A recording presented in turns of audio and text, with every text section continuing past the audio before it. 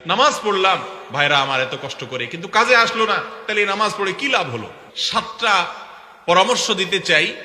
এগুলো যদি অ্যাপ্লাই করা যায়, এগুলো যদি প্রয়োগ করা যায়, এই দিকগুলো যদি খেয়াল রাখা যায়, ইনশাআল্লাহ নামাজের মধ্যে মনোযোগ ধরে রাখা সম্ভব হবে। নাম্বার 1, নামাজের জন্য যথাযথভাবে প্রস্তুতি গ্রহণ করা। আল্লাহ রাব্বুল আলামিন 5 ওয়াক্ত ফরজ নামাজের আগে অথবা পরে কিছু সুন্নত নামাজ রেখেছেন না রাখেন নাই? এই সুন্নত নামাজগুলো কেন? এগুলো হলো মূল ফরজ নামাজের জন্য রিহার্সেল, প্রস্তুতি, ওয়ার্ম আপ, আগে থেকে প্রিপারেশন নেওয়া। তো নামাজের জন্য প্রস্তুতিটা যদি ঠিকঠাক মতো হয়, সুন্দরভাবে হয়, ইনশাআল্লাহ নামাজে মনোযোগ ধরে রাখা যাবে। কিভাবে ঠিকঠাক মতো প্রস্তুতি করবেন? অজুটা ভালোভাবে হইতে হবে, এর প্রভাব এবং এফেক্ট নামাজের উপরে পড়ে। নামাজের আগে যে আমরা অজু করি, এই অজুটা যদি সুন্দর হয় তাহলে নামাজের মধ্যে মনোযোগ থাকে। নবী করিম সাল্লাল্লাহু আলাইহি সাল্লাম অজুর যত নির্দেশ দিয়েছেন, সব নির্দেশেই তিনি একটা শব্দ বলেছেন, তা হলো আসবিগুল ওযু, ইসবাগুল ওযুর কথা বলেছেন। ইসবাগুল ওযু মানে হলো অজুকে সবচেয়ে সুন্দরভাবে করা, উত্তম রূপে করা। উত্তম রূপে অজু আবার কি? অজু নিয়ে একটা দীর্ঘ আলোচনা আমাদের আছে, অনলাইনে দেখে নিতে পারেন আপনারা। উত্তম অজু মানে হলো অজুতে কোন অঙ্গ প্রত্যঙ্গ যেন শুকনা না থাকে, খুব ভালোভাবে খেয়াল করা। অজু করতে গিয়ে পানি এতগুলো অপচয় করলেন, সেটাও সুন্দর অজু হলো না। সুন্দর অজু বলতে যা বুঝায়, আল্লাহর নাম নিয়ে বিসমিল্লাহ বলে অজু শুরু করলেন, প্রত্যেকটা অঙ্গ প্রত্যঙ্গ ঠিকঠাক মতো ধুইলেন, ফাঁক ফোকর গুলো সবগুলাতে পানি পৌঁছাইলেন, এরপরে আপনি নামাজের জন্য গেলেন। নামাজের যথেষ্ট আগে থেকে দুনিয়ার সমস্ত কিছুর সাথে সম্পর্ক ডিসকানেক্ট করতে হবে, যথেষ্ট আগে থেকে, মিনিমাম 10-15 মিনিট আগ থেকে সকল কিছু থেকে সম্পর্ক ছিন্ন করতে হবে। তাহলে ইনশাআল্লাহ নামাজে মনোযোগ আসবে। আপনি মসজিদে বসেও যদি মোবাইল টিপতে থাকেন আর নামাজের ইকামতের আগ মুহূর্ত মোবাইল হাতে থাকেন এবং দুনিয়াবি বিভিন্ন বিষয়ে হাবুডুবু খান, কেউ মোবাইলে কোরআন তেলাওয়াত করে, সেটা ভিন্ন কথা। আপনি মোবাইলে ফেসবুক, ইউটিউব এগুলো ঘাটাঘাটি করতেছেন, একামত দিছে আর এবার পকেটে রেখে দাঁড়াইছেন। তো আপনি আগেও দুনিয়াতে ডুবেছিলেন, নামাজের পরেও দুনিয়াতে ডুববেন যাইয়া, মাঝখানে 4-5 মিনিট মনোযোগ কোনোদিনই থাকবে না। এই জন্য মিনিমাম 10-15 মিনিট আগে থেকে মোবাইলটা বন্ধ করে, সাইলেন্ট করে, একেবারে অন্য সকল জগতের সাথে সম্পর্ক ছিন্ন করে আল্লাহকে স্মরণ করে আল্লাহর সাথে কথা বলা এবং প্রস্তুতি নেওয়া দরকার যে আমি নামাজে যাচ্ছি। তাহলে ইনশাআল্লাহ নামাজে মনোযোগ থাকবে। আগে থেকে যথাযথভাবে সময় নিয়ে নামাজের জন্য অপেক্ষা করতে হবে এবং সবকিছুর সাথে সম্পর্ক ছিন্ন করতে হবে। নাম্বার 2, দ্বিতীয় কাজ হলো নামাজের মধ্যে আমরা কি পড়ি, বেশিরভাগ মানুষই আমরা বুঝি না, মন্ত্রের মতো শুধু পড়ে যাই।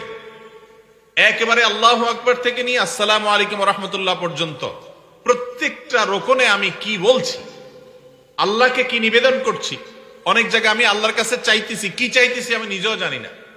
অনেক জায়গায় আমি আল্লাহকে সম্বোধন করে বলছি, হে আমার আল্লাহ, হে আমার রব, আমি তখন অন্য কোনো ধান্দায় আছি, জানিও না।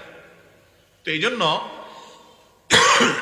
নামাজের ভেতরে আমরা যে সমস্ত দোয়া, দুরুদ, সূরা, কেরাত, তাসবিহ, তাহলিল পড়ি, এগুলোর অর্থ জানতে হবে। অর্থ জানা কোনো কঠিন কিছু না, একেবারে সহজ। আপনি একদিন মসজিদের ইমাম সাহেবকে বললে আপনাকে অর্থগুলো ধরাই দিবে। কমন যে কয়টা সূরা পড়েন সেগুলোর অর্থগুলো দেখে নেবেন, সূরা ফাতিহার অর্থটা একটু দেখে নেবেন এবং সেগুলাকে মনে মনে চিন্তা করবেন আপনি কি বলতেছেন আল্লাহকে। তাহলে ইনশাআল্লাহ মনোযোগ থাকবে। মনকে একটা ডিউটি দিতে হবে। ডিউটি যদি না দেন সে তো অন্যদিক ছুট দিবেই। ডিউটি দিবেন কি, যে তুমি কি পড়ছো সেটা বুঝতেছো কিনা। না বুঝলে নামাজের পরে ইমাম সাহেবের কাছে যা বলবো, হুজুর এইটা আজকে যে সূরা পড়লেন এখানে কি বলছেন, বা এই দোয়াটার অর্থটা কি। আর যদি বুঝেন তাহলে এটাকে স্মরণ করবেন, যতটুকু বুঝেন ইনশাআল্লাহর মাধ্যমে নামাজে মনোযোগ আসবে। 3 নম্বর কাজ হলো মনোযোগ নষ্ট হতে পারে এমন সমস্ত দুয়ার বন্ধ করা। কথার কথা, নামাজের সামনে এমন জায়নামাজ নিয়ে দাঁড়াইলেন আপনি, যে জায়নামাজ অনেক চাকচিক্যপূর্ণ, আপনার মনোযোগ নষ্ট করে। নামাজে দাঁড়াইলেন, পেটে প্রচন্ড ক্ষুধা, এদিকে খাবার ডাইনিং টেবিলে রেডি করে রাখা আছে, তখন আপনার মন যাবে খানার দিকে, এটাই স্বাভাবিক। এই জন্য সুন্নত হলো কেউ যদি খুব বেশি ক্ষুধার্ত থাকে তাহলে সে আগে খেয়ে নিবে, তারপর নামাজ পড়বে, যাতে মনোযোগ নষ্ট না হয়। এখন আমাদের কাছে নামাজটা হলো বোঝা, নামাজটা পড়ে ফেলি, ঝামেলা শেষ, এরপরে আরামসে খাবো। কেন আমরা এরকম করতে পারি না যে খানাটা একটা ঝামেলা শেষ করে ফেলাই তারপর আরামসে নামাজ পড়বো? এটা হওয়া উচিত। কথা কি বুঝাতে পারছি? তাহলে নামাজে মনোযোগ ধরে রাখার জন্য 3 নম্বর করণীয় হলো মনোযোগ নষ্ট করতে পারে সেই সকল বিষয় থেকে নিজেকে দূরে রাখার চেষ্টা করা। নবী করিম সাল্লাল্লাহু আলাইহি সাল্লামকে একবার একটা জায়নামাজ দেয়া হলো। এই জায়নামাজ ছিল একটু কালারফুল, বিভিন্ন কালার টালার কারুকার্য হয়তো ছিল। তখন তিনি বললেন, তোমরা আমাকে এমন জায়নামাজ দিলা যেটার এই কারুকার্যের কারণে আমার মনোযোগে ডিস্টার্ব হচ্ছে, এটা সরাও। একটা প্লেন কাপড় আনলেন, তারপর সেটার উপর নামাজ পড়ছে। তাইলে বোঝা গেল যে নামাজে মনোযোগ নষ্ট হতে পারে, এই সব বিষয়গুলো আগে কি করতে হবে? সরাইতে হবে। আজকাল মসজিদগুলোতে মাশাআল্লাহ পশ্চিম দিকের ওয়ালে এত চাকচিক্য, এত জাকজমক, এত ঝাড়বাতি এটা সেটা রাখা হয়। মুসল্লি মাশাআল্লাহ দাঁড়ায় দাঁড়া ওই ঝাড়বাতি গনে এবং অন্যান্য ধান্দা করে। ঠিক না বে ঠিক? নামাজে মনোযোগ সৃষ্টির জন্য 4 নম্বর কাজ হলো সূরা কেরাত এবং দোয়া দুরুদের মধ্যে কি করা ভাই? বৈচিত্র্য আনা। বৈচিত্র্য আনা মানে বুঝেন, রুকুতে তাসবিহ আমরা একটা শিখছি ছোটবেলায়, সুবহান রাব্বিয়াল আযীম। অথচ এই সুবহান রাব্বিয়াল আযীম ছাড়াও আরো বিভিন্ন তাসবিহ নবীজি সাল্লাল্লাহু আলাইহি সাল্লাম রুকুতে পড়তেন। আমরা শুধু একটা শিখছি। সুবহান রাব্বিয়াল আযীম শিখতে কত সময় লাগে? এটা বাচ্চাও তো পারে, 2 বার শুনলে 3 বার শুনলে মুখস্থ হয়। রুকুতে আরো তাসবিহ আছে, সেই তাসবিহগুলো শিখেন। সেজদাতেও সুবহান রাব্বিয়াল আলা ছাড়া আরো তাসবিহ আছে, এগুলো শিখেন। সুবহুন কুদ্দুস রব্বুল মালাইকাতি ওয়ার রূহ, এটাও একটা তাসবিহ। নবী করিম সাল্লাল্লাহু আলাইহি সাল্লাম এটাও মাঝে মধ্যে পড়তেন, সুবহানাল্লাহি ওয়া বিহামদিহি। রুকুতে সেজদাতে যে সমস্ত তাসবিহ নবী করিম সাল্লাল্লাহু আলাইহি সাল্লাম পড়তেন, একটা নয়, সেটা কয়েক আইটেমের। ইমাম সাহেবকে জিজ্ঞাসা করবেন, হুজুর রুকুতে কি কি তাসবিহ, কয় আইটেমের তাসবিহ আছে? সেজদাতে কয় আইটেমের তাসবিহ আছে? একদিন সুবহান রাব্বিল আযীম পড়েন, একদিন সুবহুন কুদ্দুসুন পড়েন, একদিন অন্যটা পড়েন। মোটামুটি যখন বৈচিত্র্য আনবে সূরার মধ্যে, সূরা ফাতিহা তো চেঞ্জ করা যাবে না, এটা তো নামাজ হবে না। সূরা ফাতিহা তো বাধ্যতামূলক। এর পাশাপাশি অন্য সূরা যেটা পড়বেন ওই কমন, বেশিরভাগ লোককে জিজ্ঞাসা করলে দেখা যায়, বা বেশিরভাগ লোকের ক্ষেত্রে দেখা যায় যে সূরা কাফিরুন আর সূরা কুল হুয়াল্লাহ বা ইন্নাতাইন আর কুল হুয়াল্লাহ দিয়ে শর্টে মেরে দেয়। ঠিক না বে ঠিক? কুল হুয়াল্লাহ সূরাকে মহব্বত করলে অনেক সওয়াব হবে। কোরআনের 3 ভাগের 1 ভাগ তেলাওয়াতের সওয়াব হয় কুল হুয়াল্লাহ সূরা পড়লে। কিন্তু এর মানে এই না যে আপনি হুলস্থুল করে পড়বেন এবং এটা তাড়াহুড়া করে ফাঁকি দেওয়ার জন্য পড়বেন, তাহলে সেই ফজিলত হাসিল হবে না। ভাইরা আমার, তাহলে নামাজের মধ্যে বৈচিত্র্য আনতে হবে সূরা কেরাতের মধ্যে, যে একদিন কুল হুয়াল্লাহ পড়েন, আরেকদিন আলম তারা পড়েন, আরেকদিন আরেকটা পড়েন, নতুন নতুন জিনিস মুখস্থ করেন। সেটা নামাজের মধ্যে পড়লে মনোযোগটা সেদিকে যাবে ইনশাআল্লাহ বিইذনিল্লাহ। 5 নম্বর বুদ্ধি হলো রুকু এবং সিজদা এবং সমস্ত রোকনগুলোকে যত লম্বা করতে পারেন এটাতে মনোযোগ আসবে। দাঁড়ায়া নরমালি আপনি হয়তো 30 সেকেন্ড, 40 সেকেন্ড, 50 সেকেন্ড থাকেন বা 1 মিনিট থাকেন, এটাকে আপনি একটু বাড়ান।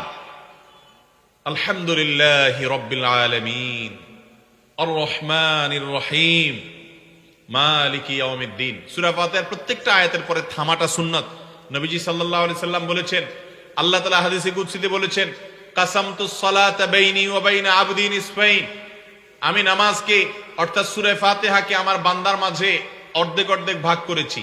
বান্দা যখন আলহামদুলিল্লাহ রাব্বুল আলামিন পড়ে আল্লাহ জবাব দেন, আবার রহমানুর রহিম পড়ে আল্লাহ জবাব দেন, মালিক ইয়াউমিদ্দিন পড়ে আল্লাহ জবাব দেন। আপনি ওই কথা যদি চিন্তা করেন যে আমার প্রত্যেকটা আয়াতের শেষে আল্লাহ জবাব দিচ্ছে, তাহলে আপনি টান দিয়ে আলহামদুলিল্লাহ রাব্বিল আলামিন আর রহমানুর রহিম মালিক ইয়াউমিদ্দিন ইয়াকা না'বুদু ওয়া ইয়াকা নাস্তাঈন ওয়ালাদ দাল্লিন আমিন এক নিঃশ্বাসে পড়বেন। আর আমাদের তো হাফেজ সাহেবরা রমজান মাসে এক নিঃশ্বাসে সূরা ফাতিহা পড়লে বলে মাশাআল্লাহ বাপের বেটা। এটা বাপের বেটা না, এটা মায়ের বেটা। তাড়াহুড়া করে পড়তে পারার ভিতরে কোনো কল্যাণ নাই। যত ধীরে ধীরে পড়তে পারেন তত ভালো। তো যাই হোক, 5 নম্বর বলছিলাম যে রোকনগুলাকে লম্বা করা। ধীরে ধীরে আয়াত পড়ে একটু থেমে আবার একটা আয়াত পড়লেন, এভাবে সময় নিয়ে পড়লেন। এরপরে ধীরে ধীরে আস্তে করে রুকুতে গেলেন। আমরা যেভাবে যাই, রুকু থেকে উঠে রুকু যাওয়ার সময় ধমাস করে চলে যাই, আবার ধপাস করে উঠে যান। ওই যে হিজবুত তাওহীদের লোক আছে কতগুলা, এগুলার নামাজ ফেসবুকে দেখা যায়। এরা নামাজ পড়ে আর্মিদের ট্রেনিং এর মতো, লেফট রাইট ধপাস ধপাস করে। এর নামাজ দেখলে সাধারণ কোন মানুষ দেখলেও ভয় পাবে যে মনে হয় মারামারির কোন ট্রেনিং মেনিং নিতেছে। অথচ সালাতের মধ্যে হবে আল্লাহ রাব্বুল আলামিনের আজমত, খুব ধীরে ধীরে রুকু, খুব ধীরে ধীরে রুকু থেকে উঠা, আমি আল্লাহর দরবারে আসি, খুব আস্তে আস্তে সিজদা যাওয়া, সিজদা থেকে উঠে খুব সময় নিয়ে বসা, এটা হলো সুন্নাত।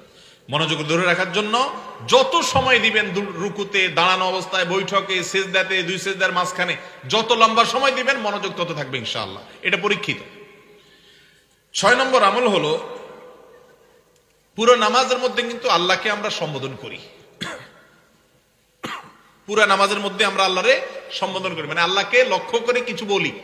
দাঁড়ানো অবস্থায় বলি কি, ইয়্যাকা না'বুদু ওয়া ইয়্যাকা নাস্তাঈন, আল্লাহ তোমারই ইবাদত করি, তোমার কাছেই সাহায্য চাই। তোমার কাছে মানে আল্লাহকে আপনি এটা কথা বলতেছেন। এই যে বলতেছেন, এই টাইমটাতে আপনি আল্লাহকে স্মরণ করবেন। হ্যাঁ, আল্লাহ আপনাকে দেখছেন, আপনি ইবাদত করছেন, আল্লাহর সামনে আপনি দাঁড়িয়ে এখন বলছেন ইয়্যাকা না'বুদ, আল্লাহ শুধু তোমারই ইবাদত করি এবং তোমার কাছেই সাহায্য চাই। আল্লাহর সাথে কথা বলবেন। এটা বলার সময় কথা বলার নিয়ত করবেন যে আল্লাহর সাথে আমি কথা বলতেছি।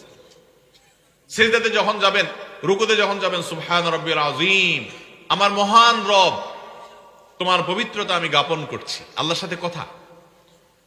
সামি আল্লাহু লিমান হামিদা, রব্বানা ওয়া লাকাল হামদ, হে আমার রব আপনার জন্য প্রশংসা। এই যে আল্লাহর সাথে কথা বলতেছেন। আবার সিজদা দিয়া সুবহান রাব্বিয়াল আলা, হে আমার মহান রব আপনার পরিচয় বর্ণনা করতেছি। আল্লাহর সাথে কথা বলতেছেন। সিজদা থেকে উঠে বলতেছেন রব্বিগফিরলি ওয়ারহামনি ওয়াহদিনি ওয়াআফিনি ওয়ারফানি ওয়াজবুরনি ওয়ারযুকনি, হে আমার রব প্রতিপালক আপনি আমাকে মাফ করেন, আমার প্রতি রহম করেন, আমার ক্ষতি পূরণ করেন, আমাকে রিজিক দান করেন, আমার মর্যাদা বুলন্দ করেন। এই যে আল্লাহর সাথে কথা বলতেছেন দুই সিজদার মাঝখানে, এই টাইমগুলোতে আল্লাহর সাথে কথা বলার নিয়ত করেন। মনকে ডিউটি দেন, আল্লাহর সাথে কানেক্টেড করার চেষ্টা করেন যে তুমি আল্লাহর সাথে কথা বলতেছো, কানেকশন আল্লাহর সাথে যেন যুক্ত হয়। এইভাবে গোটা নামাজের মধ্যে যত দুরুদ, দোয়া, সূরা আছে সবগুলোর অর্থ আল্লাহকে সম্বোধন রেখে আল্লাহর সাথে কথা বলা। এই জন্য মুসলিমের হাদিসে আসছে নামাজটা এটা হলো মুনাজাত মা আল্লাহ, আল্লাহর সাথে বান্দার কথোপকথন। আল্লাহর সাথে কানেকশনের সবচেয়ে মোক্ষম উপায় হলো নামাজ। এই জন্য সেই দিক মাথায় রেখে দোয়া, দুরুদ, জিকির, আজকার গুলো আল্লাহকে নিবেদন করছেন, আল্লাহর সাথে কথা বলতেছেন, এই মানসিকতায় নামাজ পড়ার চেষ্টা করবেন, ইনশাআল্লাহ নামাজে মনোযোগ থাকবে। 7 নম্বর এবং সর্বশেষ পয়েন্ট হলো, নামাজের মধ্যে মনোযোগ ছুটে গেলে, নামাজের মধ্যেই যখন মনে হবে আরে আমি এই চিন্তা করতেছি, এটা করা উচিত না, সাথে সাথে নিজেকে শাসন করেন। এটাকে বলা হয় আত্মশাসন। শাসন করে মনে মনে নিজেকে ভৎসনা দেন যে মন তুই কোথায় গেছিলি, এটা তো উচিত হয়নি, আল্লাহর সামনে দাঁড়িয়ে আছো। নামাজের মধ্যে যদি উল্টাপাল্টা করে কেউ, মনোযোগ নাই, ধীরস্থিরতা নাই, নামকেও আসতে শুধু ডিউটি পালন করে চলে আসে, এই নামাজ ওই নামাজিকে জাহান্নামের আগুন থেকে বাঁচাতে পারবে। আল্লাহ বলেছেন ফাওয়াইল, ধ্বংস, জাহান্নাম ওই নামাজি ব্যক্তির জন্য যে নামাজ পড়ে কিন্তু অলসতা আছে, উদাসীনতা আছে, অবহেলা আছে। অতএব এই বিষয়গুলো মাথায় রেখে মনোযোগ চলে গেলে সাথে সাথে মনকে আবার কান ধরে টেনে নিয়ে আসতে হবে। এবং কোনদিন নামাজ শেষ হয়ে গেল, মনোযোগ দিয়ে হয় নাই, নামাজটা যদি সুন্নত নামাজ হয়, নফল নামাজ হয়, তো আবার পড়েন। এটা হলো নিজেকে নিজে শাসন করা, জরিমানা আরোপ করা যে মন কেন তুই বাইরে বাইরে ঘুরে বেড়াইছস, আবার পড়বো। মনোযোগ এবারও পুরোপুরি ধরে রাখতে পারেন না, 50%ও পারেন নাই, নফসরে বলেন যে কাজ টাজ পরে আবার পড়। নামাজের চাইতে বড় কাজ মুসলমানের কাছে আর হতে পারে না। ভাইরা আমার, এই হিসাবটাই কিয়ামতের দিন সর্বপ্রথম নেওয়া হবে। এই হিসাবটা যদি আপনার ঝামেলা মুক্ত দিতে পারেন, সামনের রাস্তা সব ক্লিয়ার এবং পরিষ্কার। আল্লাহ তাআলা আমাদের সকলকে এমন নামাজ পড়ার তৌফিক দান করুন যে নামাজের বাহিরও ঠিক আছে, ভেতরও ঠিক আছে, খুশুয়া আছে, খুজুয়া আছে। আবারও বলছি, বাহির ঠিক মানে হলো নামাজের বডি স্ট্রাকচার ঠিক থাকার মানে হলো সবগুলোকে ঠিকঠাক মতো, রুকুকে ঠিক মতো করা, দান ওটা সোজা। অনেকে সোজা হয়ে দাঁড়ায় না, এই কল্লাটা একটু উঠে আবার দেয় দৌড়। এটা হলো মুরগির ঠোকরের মতো, মুরগি এক ঠোকর দিয়ে কল্লাটা সোজা করে না, কিন্তু কোন রকম উঠে আরেকটা ঠোকর মারে। নবী করিম সাল্লাল্লাহু আলাইহি ওয়াসাল্লাম বলেছেন, নামাজের মধ্যে যারা এরকম করে, রুকু থেকে উঠে সোজা পুরোপুরি না হইতে দৌড় দিছে, আল্লাহর কসম এরকম নামাজ যদি পড়ে সে নামাজ হবে না, হবে না, হবে না। এই ব্যাপারে সারা পৃথিবীর কোন আলেমের দ্বিমত নেই যে সোজা হয়ে দাঁড়ায় নাই, রুকু থেকে কল্লাটা উঠে দেয় না, উঠে দৌড় দিছে, তার নামাজ কোনোদিনই হবে না। তাহলে নামাজের বাহিরটা ঠিক করব, রুকু সিজদা গুলা যেন ঠিকঠাক মতো হয়, সময় নিয়ে হয়, ধীরস্থিরতার সাথে খেয়াল করব, আর নামাজের ভেতর মনোযোগটাও ধরে রাখার চেষ্টা করব। তবে মনে রাখবেন, বাহিরটা ঠিক করা আমাদের কাজ, ভেতরটা আমরা চাইলেও সবসময় নিয়ন্ত্রণ রাখতে পারবো না, কারণ মন তো এটা উড়ে যায়। আপনি আপনার নামাজের বাহিরটা যদি ঠিক রাখতে পারেন, ইনশাআল্লাহ আল্লাহ তাআলা ভেতরটা ঠিক রাখার সহজ করে দিবেন আপনার জন্য। চেষ্টা করবো তো ইনশাআল্লাহ সবাই। আল্লাহ রাব্বুল আলামিন আমাদের সকলকে এমন নামাজ পড়ার তৌফিক দান করুন যেই নামাজ আমাদের দুনিয়া আখিরাতে আমাদের কাজে আসবে। নামাজ পড়লাম ভাইরা আমার এত কষ্ট করে, কিন্তু কাজে আসলো না, তাহলে এই নামাজ পড়ে কি লাভ হলো? চেষ্টা করবো তো ইনশাআল্লাহ সবাই 5 ওয়াক্ত নামাজ ঠিক মতো পড়ার। আল্লাহ তাআলা আমাদেরকে তৌফিক দান করুন। এখন থেকে সময় নিয়ে ধীরে ধীরে আস্তে আস্তে নামাজ পড়বো। মনোযোগ ধরে কদ্দুর রাখতে পারলাম না পারলাম নিজের হিসাব নিজে নিব, হয় নাই নিজের উপরে জরিমানা করবো যে পরের ওয়াক্ত যেন আর ঝামেলা না হয়। চেষ্টা করবো তো ইনশাআল্লাহ। আল্লাহ তাআলা আমাদের তৌফিক দান করুন। জাযাকুমুল্লাহু খায়রা।